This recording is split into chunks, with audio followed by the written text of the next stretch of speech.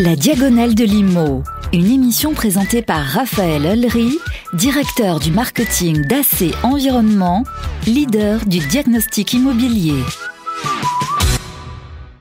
Bonjour à toutes et à tous. Vous le savez, le BIM, le fameux Building Information Modeling, à savoir l'information modélisée sur le bâti, consiste à réaliser la maquette 3D d'un bâtiment pour en reproduire son hexa jumeau ou clone numérique et y apporter ensuite toutes les datas pertinentes portant sur ce bâti au fil du temps.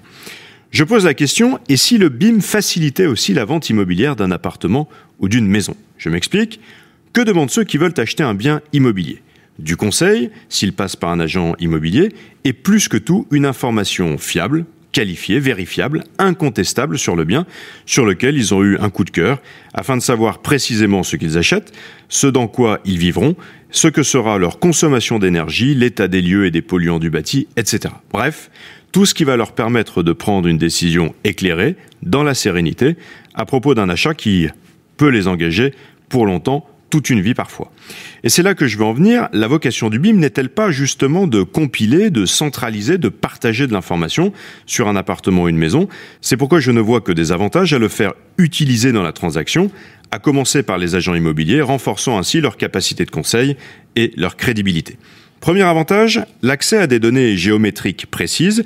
Pour réaliser une maquette numérique digne de ce nom, il faut se rendre dans le logement, scanner au centimètre près les surfaces, les hauteurs sous plafond, etc. Autrement dit, plus question de se tromper à 5-10% près sur les surfaces et les volumes. L'acquéreur sait exactement à quoi s'en tenir et tout simplement anticiper le passage de ses gros meubles ou de son électroménager quand il emménagera. Le deuxième avantage du BIM l'est en cas d'un appartement ou d'une maison qui mérite une rénovation en profondeur. La maquette 3D permet de se projeter dans ces travaux. Outre que le jumeau numérique du bien peut être fourni, prêt à l'emploi, à un architecte pour qu'il dessine un projet de réaménagement ou un projet d'extension, on réalise ainsi des économies de mètres, cette même maquette 3D coupe court à toutes les estimations au doigt mouillé entre artisans, par exemple, sur le poste peinture.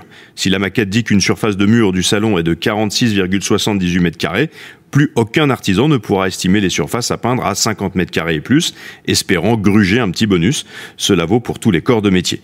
Troisième avantage, la maquette numérique permettra au vendeur ou à l'agent immobilier de transmettre un état de l'existant à date, voir si elle a été actualisée, tous les travaux qui ont pu être menés dans le passé, notamment ceux qui ont concerné les réseaux et les structures. Au final, pour quelques centaines d'euros à dépenser dans un logement de 100 mètres carrés, il est possible de disposer avec une maquette BIM d'un précieux outil d'aide à la vente. J'en veux pour preuve ce calcul très simple réalisé dans une maison de 250 mètres carrés vendue récemment. Elle nécessitait beaucoup de travaux.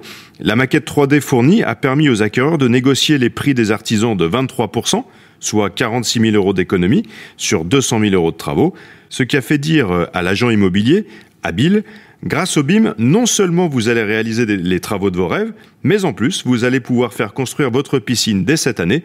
Il a obtenu la vente de la maison immédiatement et quasiment au prix, faisant des vendeurs, des acquéreurs et de lui-même des gens heureux. La Diagonale de l'Immo, une émission présentée par Raphaël Ollery, directeur du marketing d'AC Environnement, leader du diagnostic immobilier.